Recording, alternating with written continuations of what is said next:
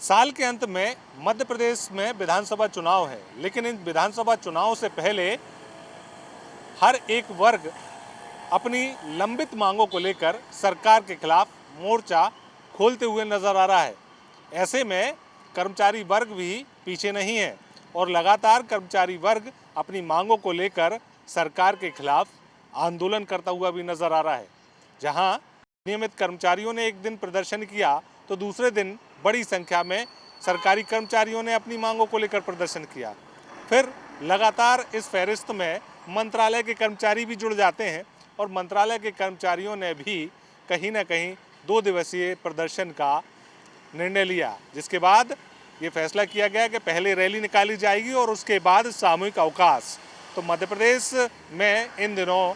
केवल प्रदर्शन और लंबित मांगों को पूरा करने की गुहार सरकार से की जा रही है।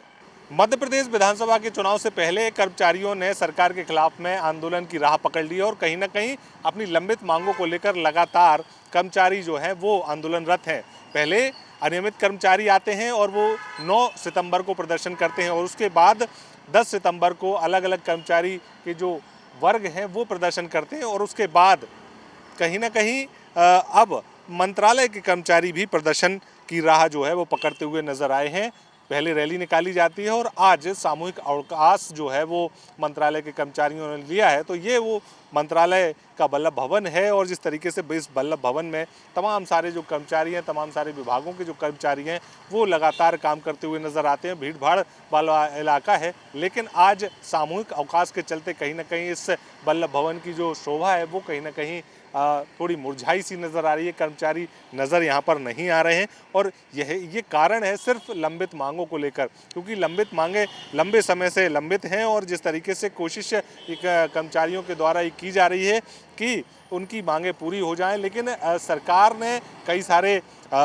नोटिस भी दिए, कई सारी कामकाज भी किए, लेकिन अब तक जो है इन तमाम सारे कर्मचारियों की मांगें पूरी नहीं हो पाई हैं और यही कारण है कि लगातार कर्मचारी जो है वो आंदोलनरत है। ऐसे में कर्मचारियों ने सरकार को ये भी चेतावनी दी है कि अगर सरकार उनकी मांगें समय रहते पूरी नहीं करती है तो कहीं ना कहीं इसका खामियाजा इन विधानसभा के चुनावों में सरकार को भुगतना पड़ सकता है। ऐसे में सरकार का अगला कदम क्या होगा ये भी देखने वाली बात होगी, लेकिन ये जरूर समझा जा सकता है कि अगर प्रदर्शनकारी कर्मचारी ही हो जाते हैं तो इसका सीधा असर जो है आगामी विधानसभा चुनाव पर पड़ेगा और विधानसभा चुनाव में सरकार को जीतना मुश्किल भी हो सकता है, क्योंकि 2003 के जब चुनाव हुए थे तो उस दौरान भी कर्मचारियों की नाराजगी कहीं ना कहीं दिग्विजय सरकार को ले डूबी थी। ऐसे में इतिहास एक बार फिर से दोहराना ना जाए, इसको लेकर सरकार क्या कदम उठाती है ये आने वाले समय में ही देखने को मिलने वाला है। मध्य प्रदेश में कर्मचारी हड़ताल कर रहे हैं और इस हड़ताल का असर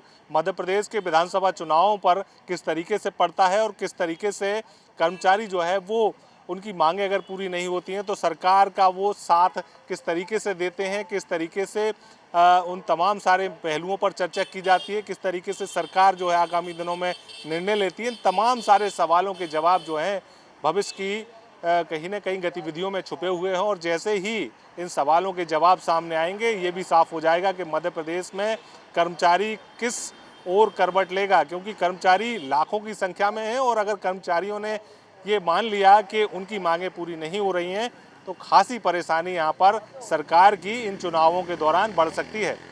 और इसी बात को ध्यान में रखते हुए तमाम सारी बातें जो हैं वो लगातार देखने को मिल रही हैं। सरकार अपने प्रयास कर रही है, कर्मचारी अपने प्रयास कर रहे हैं।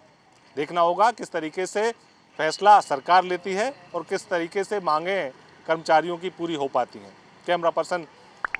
अजय मालवीय के साथ दुष्यंत पारासर, खबर विभाग, भोपाल।